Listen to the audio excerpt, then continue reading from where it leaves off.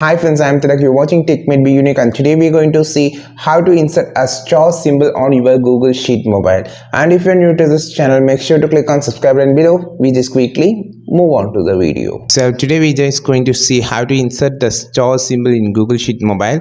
So I just open this document here, and to insert the star symbol, I just click inside it, and there is no insert symbol option present on the Google Sheet mobile. Instead of that, you can just use your keyboard as an alternative, and double tap here, click on this enter formula option. Now click on this and you will see this star multiplication symbol, the star symbol long press it. You can just browse. This is an hidden tips of inserting the star symbol.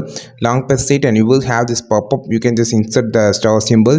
And another second alternative way is to click on the emoji option. Just click on the search option here and just type as star, and you can find the different type of star symbols here. These are the two ways to insert the star symbol like this on your Google Sheet mobile. I think this video helped you a lot. Like this video, share this video, subscribe this channel.